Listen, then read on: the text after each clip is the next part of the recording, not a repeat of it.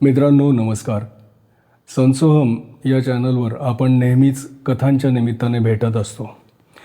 आज एक थोडी वेगळी कथा तुम्हाला सांगतोय. 2 मेणबत्त्या होत्या.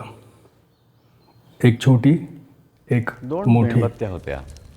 छोटी मोठीला म्हणाली, अगं तुझ्या डोक्यावर आग लागली आहे. मोठी हसून म्हणाली, अगं आग तर तुझ्याही डोक्यावर लागली आहे. छोटी घाबरली, मी वितळले, मी संपले. मोठी शांतपणे म्हणाली, मी पण वितळते आहे, पण मला भीती नाही. का? कारण मी ओळखलं आहे, मी मेण नाही, मी ज्योत आहे. तुझं लक्ष मेणावर नाही, ज्योतीवर ठेव. जळण्यासाठीच तर जन्म झाला आहे आपला. कृष्णाला भेटल्यावरच अर्जुनाला कळालं की तो स्वतः सगळ्या बंधनातून मुक्त आहे. आपल्याला कृष्णाला भेटायचं आहे का? जो बुद्धीच्या व्याख्येत बसेल तो आपल्यापेक्षा छोटाच असणार ना, का नाही? देहधारी कृष्ण म्हणजे देहधारी सखा, मित्र, सारथी.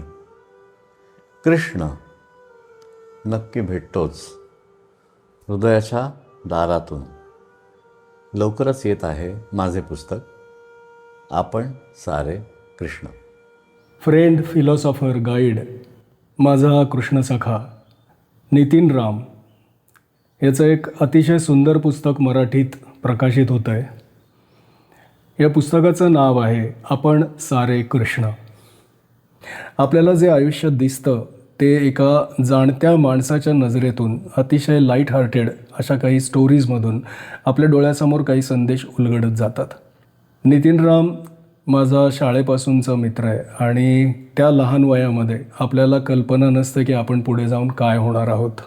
नितीन राम यांना ओशो आणि निसर्गदत्त महाराज यांचा प्रत्यक्ष अनुग्रह मिळालेला आहे. अतिशय अधिकारी व्यक्ती आहे. त्याच्या बोलण्यावर जाऊ नका. त्याचं नेहमीचं बोलणं हे अत्यंत सहज असतं. अत्यंत साध्या माणसासारखा तो आपल्याशी बोलतो. अत्यंत रिलेटेबल बोलतो. अनेक वर्ष अनेक प्रसंगांमधून अनेक माणसांना त्यानं तरुण जायला मदत केलेली आहे आणि हे अत्यंत सहज पद्धतीने कुठल्याही प्रकारचा अवडंबर न माजवता. तर या पुस्तकाबद्दल जर आपल्याला उत्सुकता असेल तर व्हिडिओखाली मी तुमच्यासाठी लिंक देऊन ठेवतो आहे, ती जरूर पहा.